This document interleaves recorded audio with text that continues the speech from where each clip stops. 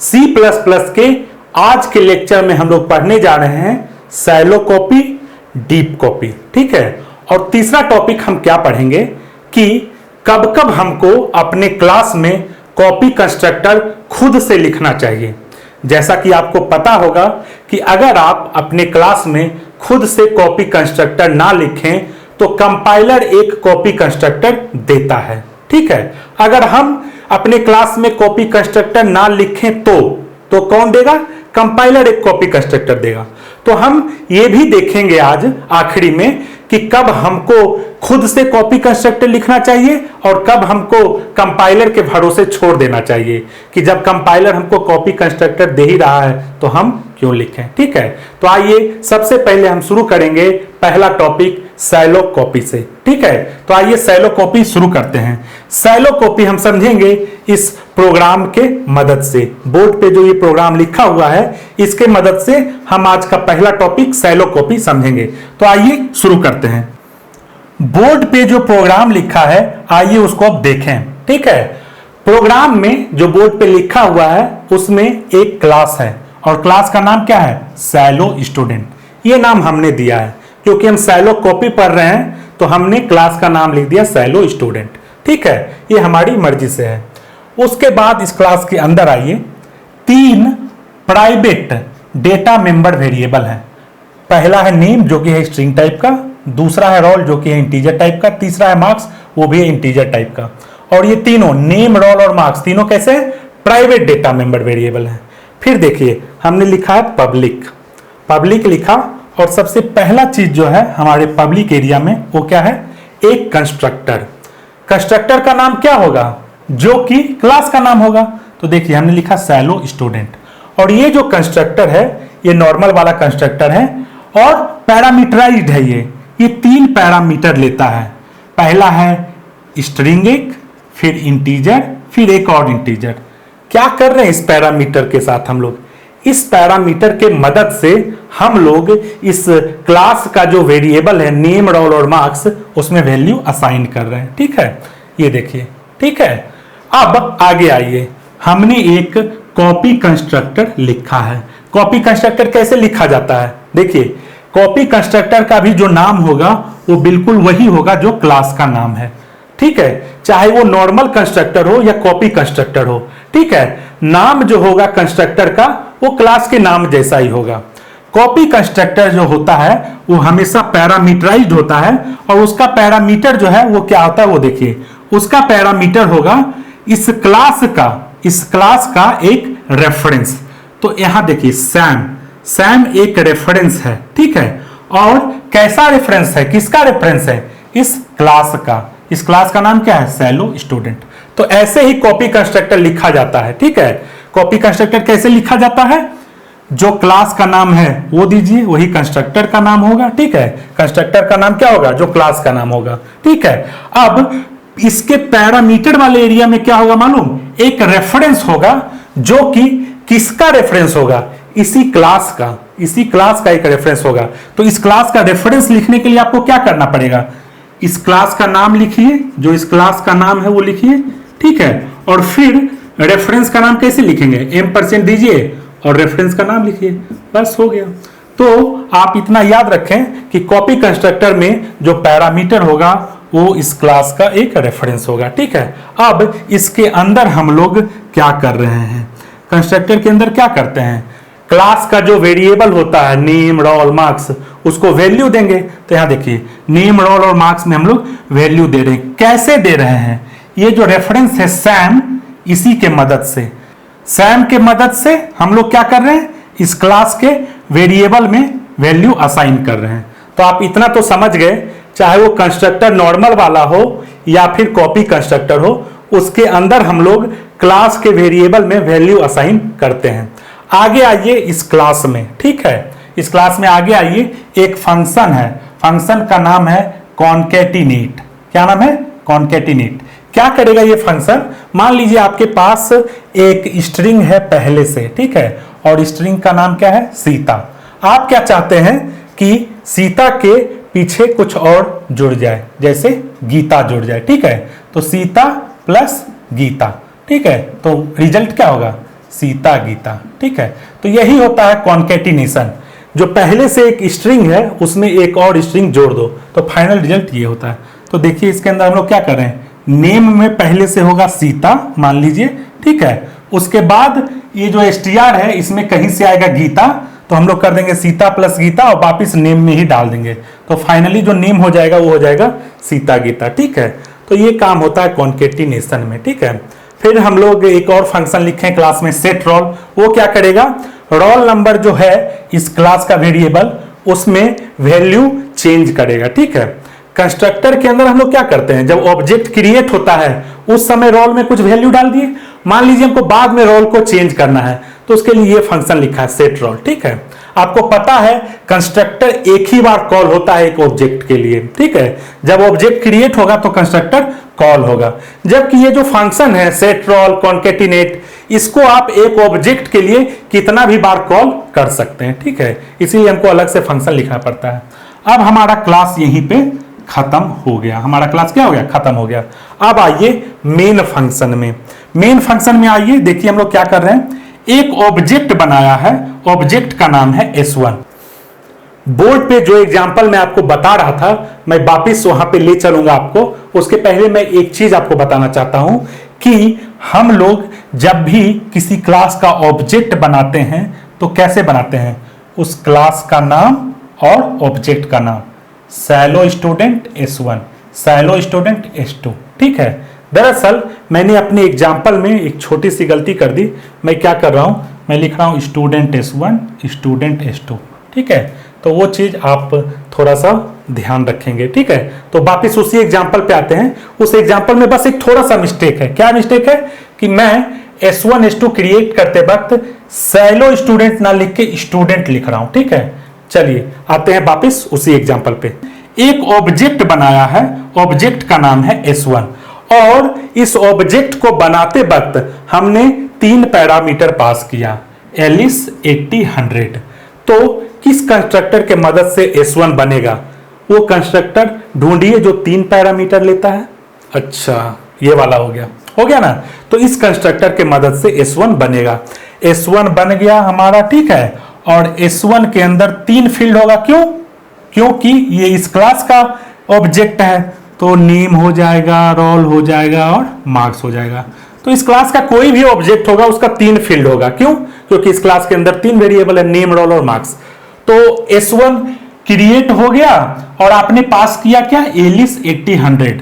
तो नेम में आ जाएगा एलिस, रोल में आ जाएगा 80, मार्क्स में आ जाएगा 100।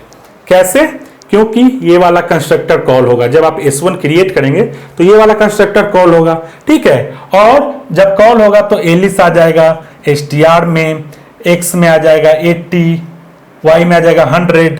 तो देखिए str में आ गया एलिस, x में आ गया 80, y में आ गया 100। वो फाइनली नेम में चला जाएगा, नेम में चला गया एलिस, रोल में 80, मार्क्स में 100। ठीक है, इस तरह से काम किया। अब देखिए हमने एक ऑब्जेक्ट और क्रिएट किया और इसका नाम है S2। तो जब S2 क्रिएट होगा तो इसके भी 3 फील्ड तो होंगे ही, क्योंकि S2 भी तो इसी क्लास का है ना। तो 3 फील्ड होंगे, नेम, रोल और मार्क्स।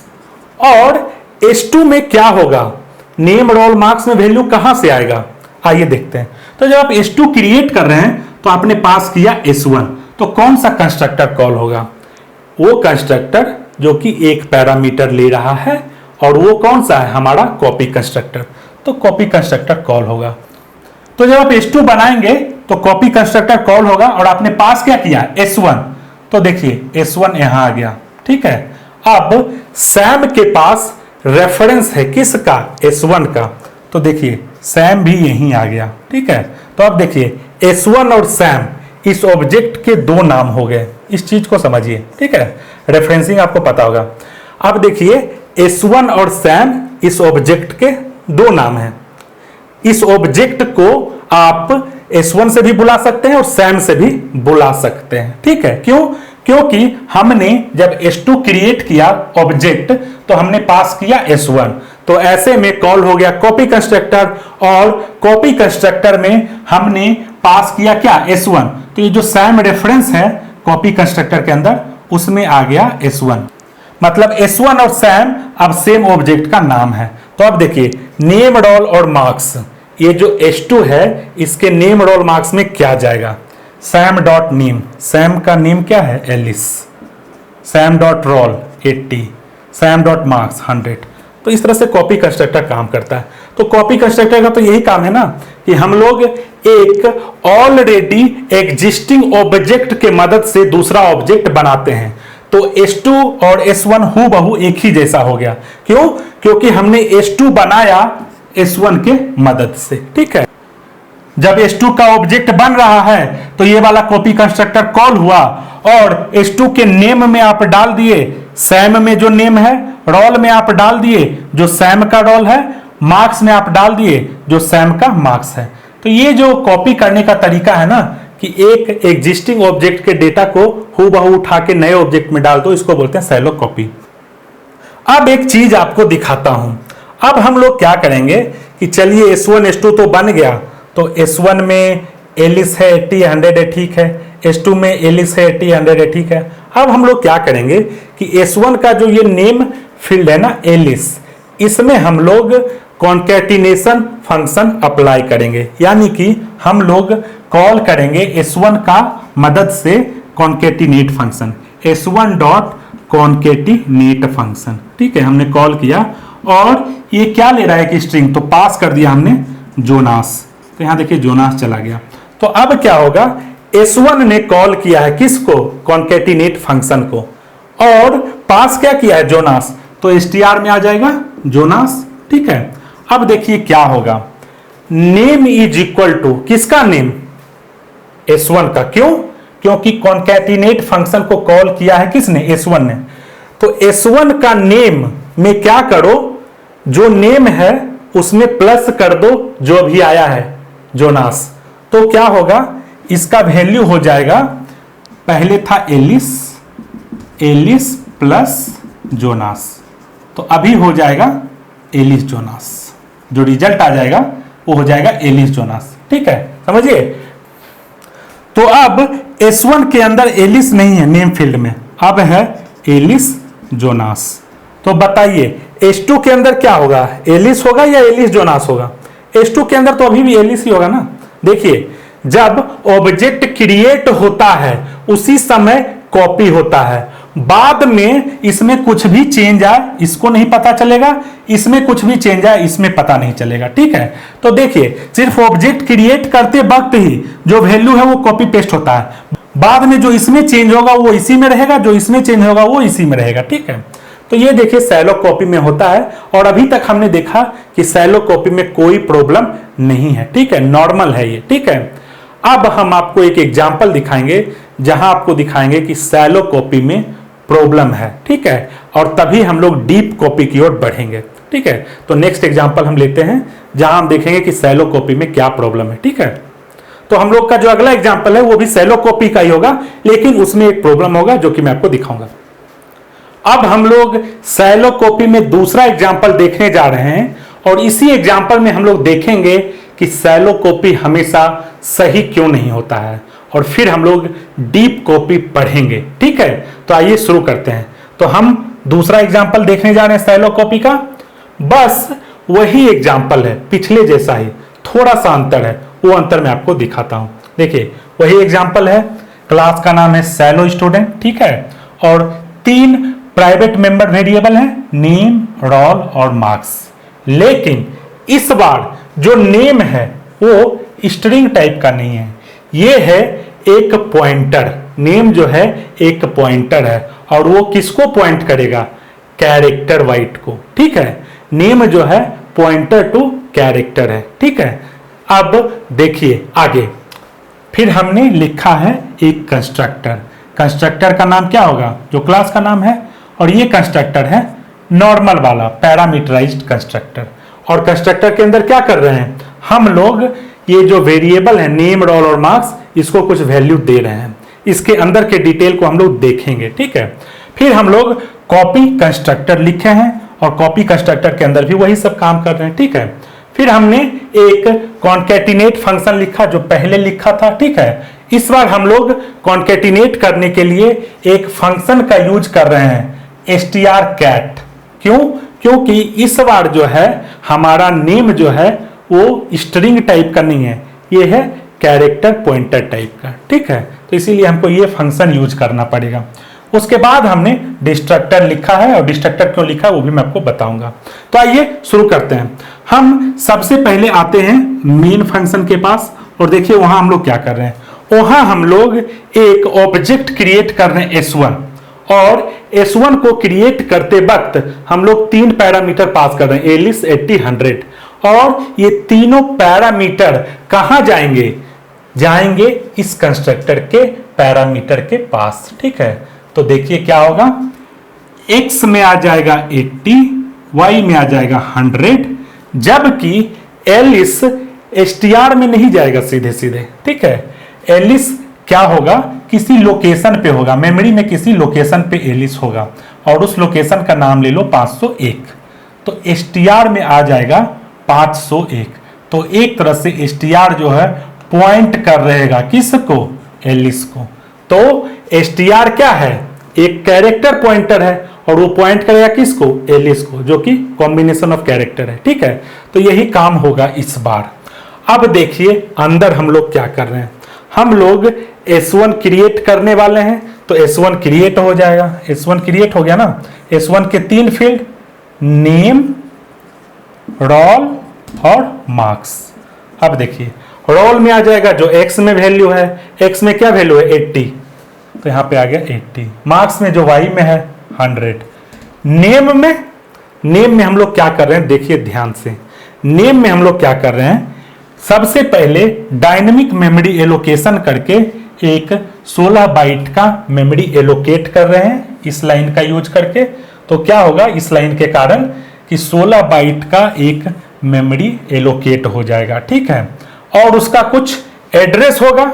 ये जो डायनेमिक मेमोरी एलोकेशन यूज करके हमने 16 बाइट का एक मेमोरी का ब्लॉक एलोकेट किया, इसका कुछ एड्रेस होगा, मान लो होगा 2001। तो वही 2001 चला जाएगा नेम में, तो नेम में आ जाएगा 2001। तो नेम जो है अब इस मेमोरी ब्लॉक को पॉइंट करेगा, ठीक है। अगला लाइन में देखिए हम लोग क्या कर रहे हैं, str कॉपी फंक्शन को यूज करके क्या कर रहे हैं कि नेम जिसको पॉइंट कर रहा है, इसका मतलब क्या होता है समझिए।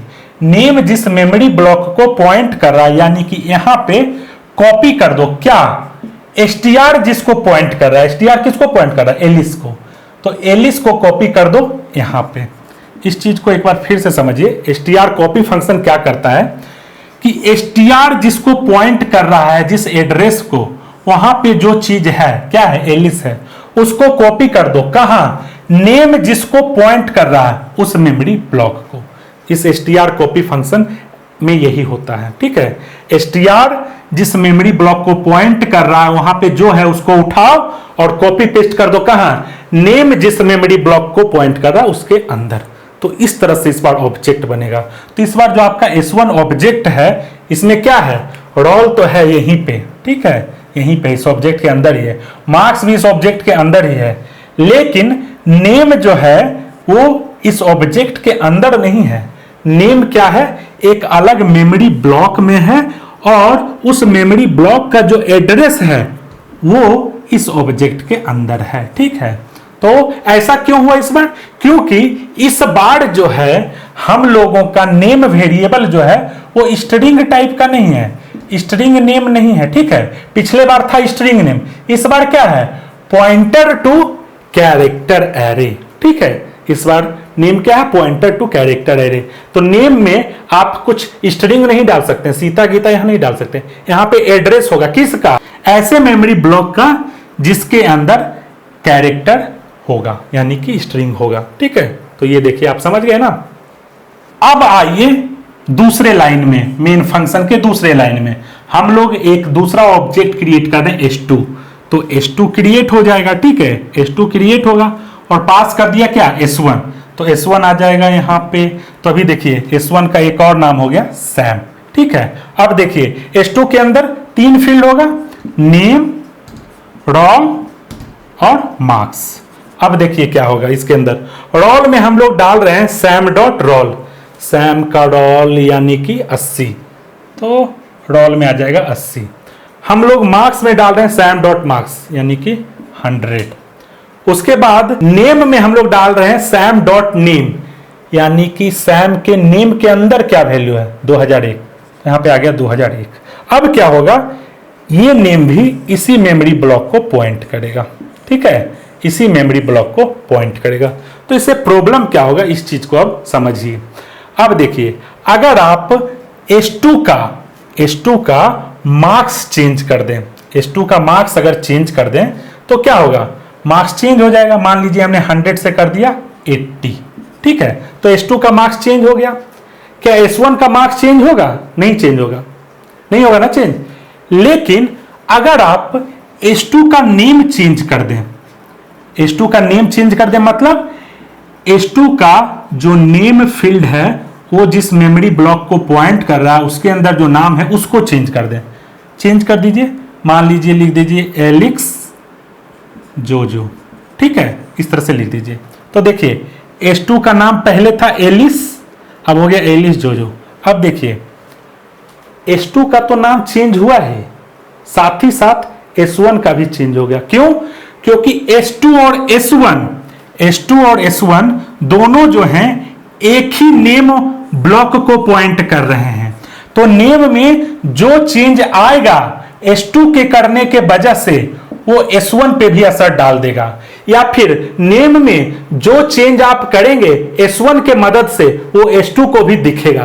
तो ये चीज आप समझ रहे हैं। यहां पे देखिए रोल और मार्क्स ये तो इंडिपेंडेंट है, S2 के लिए भी और S1 के लिए भी, ठीक है, लेकिन नेम जो है वो दोनों कॉमन शेयर कर रहे हैं, कॉमन मेमोरी ब्लॉक में शेयर कर रहे हैं, ठीक है। तो इस कारण से प्रॉब्लम आ रहा है कि S1 में अगर कुछ चेंज किया तो S2 में भी वो हो जा रहा है, S2 में कुछ चेंज किया तो S1 में भी हो जा रहा है। क्यों? क्योंकि S2 और S1 दोनों जो हैं एक ही मेमोरी ब्लॉक को पॉइंट कर रहे हैं। तो इसका सॉल्यूशन क्या है? इसका सॉल्यूशन ये है कि हम लोग अलग अलग मेमोरी ब्लॉक, यानी कि S1 अगर इस मेमोरी ब्लॉक को पॉइंट कर रहा है तो S2 को कोई दूसरा मेमोरी ब्लॉक दे दें, कोई दूसरा मेमोरी ब्लॉक दे दें, और वही होता है डीप कॉपी के मदद से। तो वो हम लोग देखेंगे। अभी हम लोग ये देखते हैं शैलो कॉपी। तो अभी आप प्रॉब्लम समझ गए ना, प्रॉब्लम क्या है, शैलो कॉपी करने से क्या प्रॉब्लम है। इस तरह से अगर आप आंख बंद करके कॉपी कर रहे हैं कि ये रोल में रोल डाल दो, मार्क्स में मार्क्स डाल दो, शुरू में जब कंस्ट्रक्टर कॉल हुआ था, और नेम में नेम डाल दो, तो नेम में 2001 है तो यहां भी 2001 हो गया। तो इससे क्या हुआ कि दोनों जो है S1 और S2 नेम फील्ड दोनों का एक ही मेमोरी ब्लॉक को पॉइंट कर रहा है। और ये प्रॉब्लम कब आता है, जब डायनेमिक मेमोरी एलोकेशन होता है। तो नेम के लिए डायनेमिक मेमोरी एलोकेशन हो रहा है, इसीलिए ये प्रॉब्लम आया। रोल और मार्क्स के लिए डायनेमिक मेमोरी एलोकेशन नहीं हो रहा है। तो देखिए प्रॉब्लम क्या है, समझ गए ना आप। S1 और S2 में रोल और मार्क्स तो ऑब्जेक्ट के अंदर ही हैं, ऑब्जेक्ट के अंदर ही है, जबकि नेम जो है वो ऑब्जेक्ट के अंदर नहीं है, नेम एक अलग मेमोरी ब्लॉक में है, और उस मेमोरी ब्लॉक का एड्रेस जो है वो S1 के अंदर भी है और S2 के अंदर भी है। और इसी कारण से क्या हो रहा है प्रॉब्लम कि अगर आप इस ब्लॉक के अंदर कोई चेंज करें तो वो S1 को भी दिखाई देगा और S2 को भी दिखाई देगा, ठीक है। जबकि रोल मार्क्स में कोई चेंज भी करेंगे तो S1 को अलग है, S2 को अलग है, एक दूसरे को दिखाई नहीं देगा। तो एक प्रॉब्लम तो आप समझ गए ना कि नेम में अगर कोई चेंज S1 किया तो S2 को भी दिखेगा, S2 किया तो S1 को भी दिखेगा, ठीक है। तो ये पहला प्रॉब्लम है। एक और प्रॉब्लम आपको बताता हूं। मान लीजिए कि आपने एक और ऑब्जेक्ट क्रिएट किया, और वो ऑब्जेक्ट क्रिएट किया इस लोकल ब्लॉक के अंदर। ये लोकल ब्लॉक एक बनाते हैं if1, और हम लोग एक ऑब्जेक्ट और क्रिएट करते हैं S3, किसके मदद से, S1 के मदद से। तो क्या होगा, S3 नाम का एक ऑब्जेक्ट बन जाएगा, बनेगा ना, बनेगा कैसे, कॉपी कंस्ट्रक्टर के मदद से, ठीक है। तो कॉपी कंस्ट्रक्टर के मदद से बनेगा S3 नाम का एक और ऑब्जेक्ट, और क्या होगा, रोल में आ जाएगा जो इसके रोल के अंदर है 80, मार्क्स में आ जाएगा जो इसके मार्क्स में 100, नेम में आ जाएगा जो इसके नेम में 2001। तो ये देखिए अब 2001 यानी कि S3 का भी नाम जो है इसी मेमोरी ब्लॉक को पॉइंट करेगा। तो देखिए अब ये जो नाम है एलिस, तीनों लोग शेयर कर रहे हैं, तो कोई भी चेंज करेगा S1, S2, S3 तो सबको दिखाई देगा नेम, ठीक है। तो ये देखिए ये प्रॉब्लम तो पहले वाला ही था, जो भयानक प्रॉब्लम है वो अब आएगा। अब देखिए क्या होगा, इस लाइन के बाद ये ऑब्जेक्ट का स्कोप, S3 का स्कोप खत्म हो जाएगा ना, तो डिस्ट्रक्टर कॉल होगा। डिस्ट्रक्टर कॉल होगा किसके लिए? S3 के लिए। और वो क्या करेगा? Delete name. इसका मतलब क्या हुआ मालूम? कि S3 का नेम फील्ड जो है, जिस मेमोरी ब्लॉक को पॉइंट कर रहा है, उसको डिलीट कर दो, उसको खलास कर दो। ठीक है। अब देखो क्या होगा। अगर तुम चाहे इस लाइन के बाद कि हम S1 का नाम जान पाए, क्या है S1 का नाम क्या है, अगर तुम रीड करना चाहे किसी तरह से रीड करना चाहे, मान लो तुमने अंदर एक फंक्शन लिख दिया, डिस्प्ले फंक्शन, ठीक है, और वो क्या करेगा? डिस्प्ले फंक्शन कि S1 के अंदर जितने भी वेरिएबल हैं, नेम, रोल, मार्क्स, उनको प्रिंट करेगा। ठीक है, मान लो। तो क्या होगा मालूम? अभी देखो, ये तो गायब हो गया है पूरा। जब आएगा S1 डिस्प्ले करने के लिए अपने अंदर, तो रोल तो 80 प्रिंट कर देगा, मार्क्स 100 प्रिंट कर देगा। नेम भाई साहब जब जाएंगे प्रिंट करने, तो देखेंगे यहाँ कुछ नहीं है, खंडर हो गया है। ठीक है, तो नेम खाली आएगा, कहीं कहीं तो क्रैश कर जाएगा आपका प्रोग्राम। तो ये सबसे खतरनाक प्रॉब्लम है इस तरह से मेमोरी शेयर करने से। अगर 3 ऑब्जेक्ट एक ही मेमोरी को शेयर करें, कहने मतलब एक से ज्यादा ऑब्जेक्ट एक ही मेमोरी को शेयर करें, और उसमें किसी एक ने भी डिलीट कर दिया इस ब्लॉक को ही, तो क्या होगा? बाकी लोग जब वहां देखने जाएंगे तो उनको खंडर मिलेगा और इस तरह से प्रोग्राम क्रैश कर जाएगा। तो इस चीज को सही करने का क्या उपाय है? इस चीज को सही करने का उपाय है डीप कॉपी। और डीप कॉपी में क्या होता है, आइए मैं आपको दिखाता हूं। तो आइए अब हम लोग डीप कॉपी पढ़ेंगे। डीप कॉपी में हम लोग क्या देखेंगे कि शैलो कॉपी में जो प्रॉब्लम था उसका सॉल्यूशन। ठीक है, हम लोग वही डीप कॉपी में देखने वाले हैं। तो हमने अपने प्रोग्राम को चेंज कर दिया है। अभी क्लास का नाम हो गया है डीप स्टूडेंट, और एक चेंज क्या किया है, ये जो कॉपी कंस्ट्रक्टर है उसके लॉजिक के अंदर क्या चेंज किया है, हम लोग अब ब्लाइंडली कॉपी नहीं कर रहे हैं, हम लोग अब डायनेमिक मेमोरी एलोकेशन का यूज कर रहे हैं नेम में वैल्यू डालने के लिए। ठीक है, तो आइए इस चीज को समझते हैं।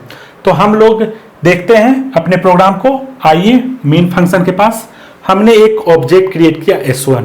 जब S1 क्रिएट किया तो 3 पैरामीटर पास किया, एलिस 80 100, एलिस 80 और 100। तो कौन सा कंस्ट्रक्टर कॉल होगा? ये वाला कंस्ट्रक्टर कॉल होगा। ठीक है, ये कॉल होगा और S1 के अंदर आ जाएगा, रोल में आ जाएगा 80, मार्क्स में आ जाएगा 100। नेम के लिए क्या हो रहा है? एक डायनेमिक मेमोरी एलोकेशन हो रहा है, और उसके अंदर हम लोग एलिस कॉपी कर दे रहे हैं, और इसका जो लोकेशन है वो यहाँ आ जाएगा नेम में। ठीक है, तो इस तरह से काम हमारा हो गया। अब देखिए हम लोग क्रिएट कर रहे हैं S2। हम लोग क्या क्रिएट कर रहे हैं? S2। तो S2 क्रिएट हो गया। ठीक है, S2 सबसे पहले क्रिएट हो गया।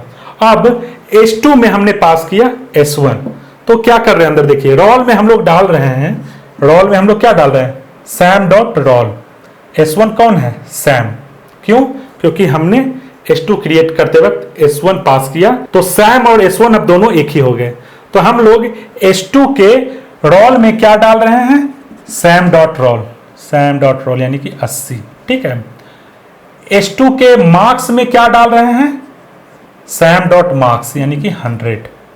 अब देखिए नेम में हम लोग सैम डॉट नेम नहीं कर रहे हैं, अभी क्या कर रहे हैं देखिए, हम लोग एक डायनेमिक मेमोरी एलोकेशन यूज करके 16 बाइट का फिर एक ब्लॉक क्रिएट कर रहे हैं। इसका कुछ एड्रेस होगा, मान लो 3001, तो ये 3001 यहाँ चला गया। ठीक है, तो अभी नेम देखो इसको पॉइंट करेगा। ठीक है, ये देखो नेम इज इक्वल टू एक मेमोरी ब्लॉक क्रिएट करो और उसका जो एड्रेस है वो इसमें डाल दो। अब देखो नेम के अंदर वैल्यू क्या होगा, वो हम लोग इस फंक्शन का यूज करके str कॉपी क्या करो, नेम में, यानी कि नेम जिस मेमोरी ब्लॉक को पॉइंट कर रहा है उसके अंदर वैल्यू डालो। कहां से? Sam dot name.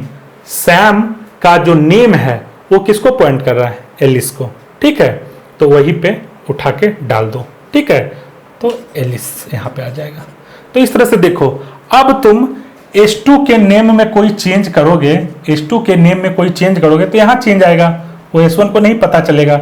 उसी तरह से S1 के नेम में कोई चेंज करोगे तो वो S2 को नहीं पता चलेगा, क्योंकि अब दोनों के पास अलग अलग मेमोरी ब्लॉक हैं। तो यही होता है डीप कॉपी। और हमारा ये प्रॉब्लम भी खत्म हो गया कि हमने एक ऑब्जेक्ट क्रिएट किया S3 और S3 मान लो क्रिएट किया एक ऑब्जेक्ट S3, तो अब क्या होगा, S3 को भी एक मेमोरी ब्लॉक मिलेगा ही अलग से, है ना, क्योंकि हम लोग कॉपी कंस्ट्रक्टर के अंदर डायनेमिक मेमोरी का यूज कर रहे हैं, डायनेमिक मेमोरी एलोकेशन का। तो अब S3 अगर डिलीट भी हो गया तो अपना वाला मेमोरी ब्लॉक को डिलीट करेगा। S1 के पास तो अपना है, S2 के पास अपना है, तो इस तरह से सबके पास अपना अपना मेमोरी ब्लॉक अब है। तो इस तरह से आपने देखा कि हम लोग डीप कॉपी को यूज करके वो जो प्रॉब्लम था उसको खत्म कर दिए।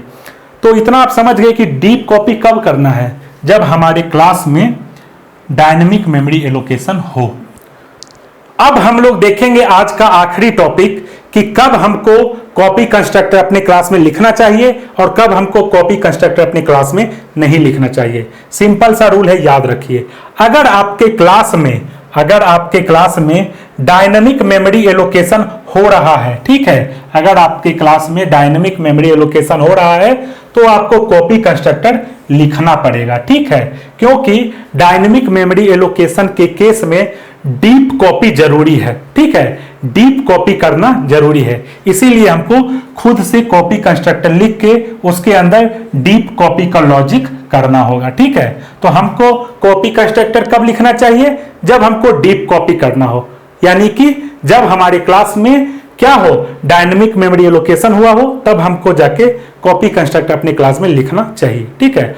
और हमको कॉपी कंस्ट्रक्टर कब नहीं लिखना चाहिए, जब सैलो कॉपी से ही हमारा काम चल जाए। और सैलो कॉपी से हमारा काम कब चलेगा, जब हमारे क्लास में कोई भी डायनेमिक मेमोरी एलोकेशन नहीं हो रहा होता है तब। सैलो कॉपी क्या होता है, सैलो कॉपी में यह होता है कि एक ऑब्जेक्ट में जो जो वैल्यू है उसको उठा के सीधे डाल दो।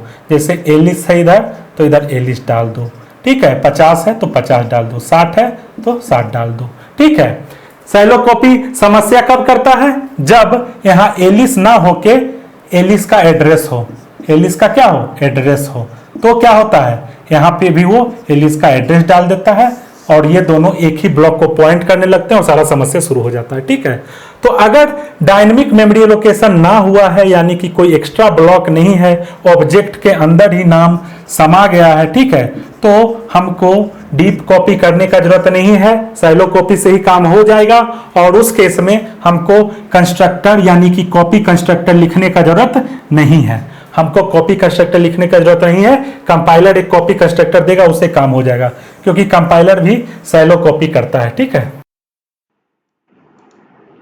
तो आज हमने सैलो कॉपी और डीप कॉपी के बारे में जो बोर्ड पे आपको बताया उसी को प्रैक्टिस करेंगे यहाँ पे। तो पहला एग्जांपल है सैलो कॉपी का। सैलो कॉपी में क्या होता है, हम लोग रेफरेंस से सीधा उठा के वैल्यू कॉपी कर देते हैं इस क्लास के वेरिएबल में। जैसे इस क्लास के 3 वेरिएबल है, रोल, मार्क्स और नेम, उसमें वैल्यू कहाँ से डाल दिया, सीधा रेफरेंस से उठा के डाल दिया, ठीक है। ये होता है सैलो कॉपी। सैलो कॉपी ठीक काम करता है कब तक, जब तक आपके क्लास में डायनेमिक मेमोरी एलोकेशन ना हो रहा हो। जैसे हमारे इस क्लास में कहीं भी डायनेमिक मेमोरी एलोकेशन नहीं हो रहा है, तो सैलो कॉपी ठीक काम करेगा। सैलो कॉपी ठीक काम करेगा, ये कहने का मतलब क्या है, मतलब ये है कि अगर आप एक ऑब्जेक्ट बनाते हैं S2 S1 के मदद से, तो शुरू में तो दोनों में वैल्यू सेम होगा क्योंकि कॉपी हुआ है, ठीक है। तो शुरू में S1 में वैल्यू S2 में वैल्यू सेम होगा। बाद में अगर आपने कोई चेंज S1 में किया तो वो S2 को नहीं पता चलना चाहिए, तभी हम कहते हैं कि सैलो कॉपी बढ़िया काम कर रहा है। अगर S1 में जो चेंज हुआ वो S2 को नहीं पता चला या S2 में जो चेंज हुआ वो S1 को नहीं पता चला, तो सैलो कॉपी बढ़िया है, कोई प्रॉब्लम नहीं, ठीक है। और सैलो कॉपी वाकई में बढ़िया होता है कब तक, जब तक कि आपके क्लास में डायनेमिक मेमोरी एलोकेशन नहीं हो रहा हो। तो देखिए इस एग्जांपल में शुरू में क्या है, S1 में 41 80 100, S2 में क्या रहेगा, शुरू में वही जो S1 में वैल्यू है 41 80 100, ठीक है। बाद में क्या हुआ, हमने S1 में 41 के नाम में जोड़ दिया जोनास, रोल नंबर 80 की जगह कर दिया 90। तो S1 को जब आप डिस्प्ले करेंगे तो आएगा 41 जोनास 90 और रोल वही रहेगा 100। जबकि जब S2 को यहाँ डिस्प्ले करेंगे तो क्या वैल्यू आएगा, 41 80 100, क्योंकि S1 में जो चेंज हुआ वो S2 को नहीं दिखेगा। शुरू में दोनों में सेम वैल्यू रहेगा, ठीक है, क्योंकि कॉपी पेस्ट हुआ है। बाद में S1 में चेंज किए वो S2 को दिखाई नहीं देगा, और यही तो बढ़िया सैलो कॉपी का निशानी होता है। ये देखिए शुरू में एलिस 80 S1 में, एलिस 80 S2 में, बाद में हमने S1 में चेंज किया तो हो गया एलिस जोनास 90, एलिस जोनास 90 और 100। S2 में कुछ पता नहीं चला, S2 में भी वही है एलिस 80 ठीक है।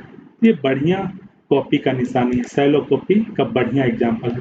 सैलो कॉपी समस्या कब देगा, जब आपके क्लास में डायनेमिक मेमोरी एलोकेशन हो रहा हो। तो जहाँ पे डायनेमिक मेमोरी एलोकेशन होगा वहाँ क्या होगा कि देखिए होगा ये कि एक ऑब्जेक्ट को चेंज करेगा तो दूसरे में भी दिखाई देगा, ठीक है। जैसे हमारे केस में क्या हो रहा है, नेम में डायनेमिक मेमोरी एलोकेशन हो रहा है, तो क्या होगा कि शुरू में तो S1 S2 में सेम वैल्यू रहेगा क्योंकि कॉपी कंस्ट्रक्टर हुआ है, कॉपी कंस्ट्रक्टर के मदद से बना है। बाद में हम S1 में वैल्यू चेंज कर रहे हैं, नेम में क्या कर रहे हैं, एलिस के पीछे जोनास लगा दे रहे हैं और रोल 90 कर दे रहे हैं, ठीक है। तो देखिए डायनेमिक मेमोरी एलोकेशन किसका हुआ है, नेम का हुआ है, ठीक है। तो नेम में जो भी चेंज आएगा S1 में वो S2 को भी दिखेगा। रोल और मार्क्स तो अभी भी इंडिपेंडेंट है, ठीक है। तो वही देखिए हमने किया है, शुरू में दोनों में क्या है एलिस 80 S1 S2 दोनों में एलिस 80 एलिस 80। बाद में देखिए हमने सिर्फ S1 में चेंज किया है एलिस जोनास, एलिस जोनास, और वो चेंज हमको S2 में भी दिख रहा है, देखिए एलिस जोनास। हालांकि रोल में जो हमने चेंज किया 90 वो सिर्फ S1 को ही दिख रहा है, S2 में अभी भी 80। क्यों, क्योंकि रोल डायनेमिक मेमोरी लोकेशन से नहीं बना है, नेम बना है डायनेमिक मेमोरी लोकेशन से, इसीलिए प्रॉब्लम आ रहा था। इससे भी खतरनाक प्रॉब्लम क्या आ रहा था कि नेम डिलीट हो जा रहा था। कब, अगर आप एक ऐसा ऑब्जेक्ट बना दे बीच में जो कि डिस्ट्रॉय हो जाए तुरंत, तो देखिए नेम ही डिलीट हो जा रहा था। ये देखिए रन करवा के आपको दिखाता हूँ, ये देखिए S3 बना है S1 की मदद से, S2 भी बना है S1 की मदद से। जब S1 S2 यहाँ पे आप प्रिंट कीजिएगा तो नेम आपको दिखेगा ही नहीं। क्यों, क्योंकि नेम को लेके उड़ा दिया S3, आपको बोर्ड पे पता है। ये देखिए नेम गायब हो गया ना, शुरू में है लेकिन बाद में नेम गायब। तो इसी समस्या को सुलझाने के लिए आया डीप कॉपी। तो डीप कॉपी में क्या करते हैं, जिसका डायनेमिक मेमोरी एलोकेशन हो रहा है उसको डीप कॉपी करते वक्त भी, यानी कि कॉपी कंस्ट्रक्टर के अंदर भी डायनेमिक मेमोरी एलोकेशन करवाते हैं, ठीक है। तो वो समस्या हमारा खत्म हो गया, ठीक है, हमारा समस्या अब खत्म हो गई। ये देखिए अब आप एलिस जोनास कीजिए तो सिर्फ S1 को ही दिखेगा, S2 को नहीं दिखेगा। ये देखिए ठीक है, इधर कोई चेंज नहीं है, सिर्फ S1 को ही पता चला, ठीक है। तो आज का हमारा लेक्चर यहीं पे ख़त्म होता है। अगर आपको मेरा आज का लेक्चर अच्छा लगा तो मेरे चैनल को सब्सक्राइब कीजिए और अपने फ्रेंड्स को भी बोलिए कि इसको सब्सक्राइब करें। आप अपने कॉलेज फ्रेंड्स को बोलिए या आपके फ्रेंड्स जो दूसरे कॉलेज में हैं उनको बोलिए। मेरे चैनल को ज़्यादा से ज़्यादा लोगों के बीच में शेयर कीजिए ताकि मेरा भी मोटिवेशन बना रहे और मैं ज़्यादा से ज़्यादा वीडियो आपके लिए बना के अपलोड करता रहूँ। Thank you.